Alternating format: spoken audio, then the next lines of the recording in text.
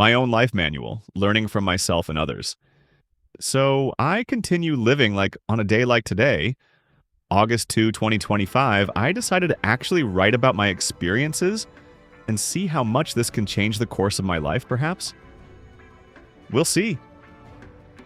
I woke up with a lot of energy today and decided I would get on my mountain bike and ride around the city. It's hilarious, right? But I still needed to go to the laundromat to take my clothes to be washed, in a more ecological way, of course, as much as possible.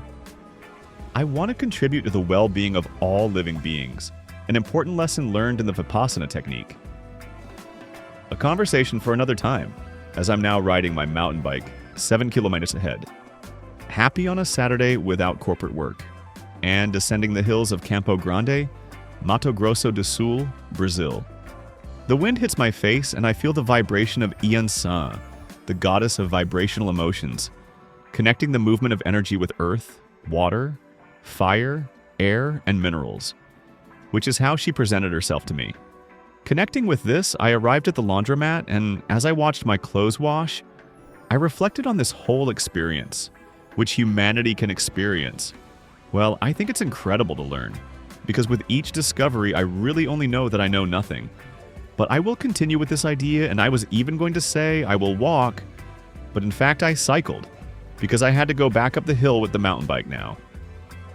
The interesting thing is that when you have time to think about what you really need to seek answers for, the answers present themselves in different ways, in my perception. I knew Ian Sa had gifted me with something special because what could be cooler in life than acquiring knowledge? Yes, there are several other cool things, but let's not get attached to any of them, otherwise suffering will catch up with you. I move forward, recording and absorbing what serves me well, and passing on what I am humbly able to interpret. Returning to the hotel with my backpack full of clean, fragrant clothes, I left them in the backpack until nightfall as if ready to travel again. And I went in a different direction. I decided to practice Anapana, part of the Vipassana technique. I sat comfortably on the bed, closed my eyes, and went exploring the universe together with the ganja. I passed by Shiva, who introduced himself as a connoisseur of this consciousness that the ganja vibrates. Without much dialogue with Shiva, he simply passed this information on to me, based on my discernment, of course. I'm always seeking to improve my spirituality. I see the need to answer questions that arise in my mind. Humanity is this combination, energetic, vibrational, interesting, and the time spent in meditation extends a little longer. I always seek to breathe presently and consciously to remain attentive and observe everything that flows within the universal air. Well, I'm finishing my meditation, and I realize I still have a lot of thin. For me and for you, how much is time worth?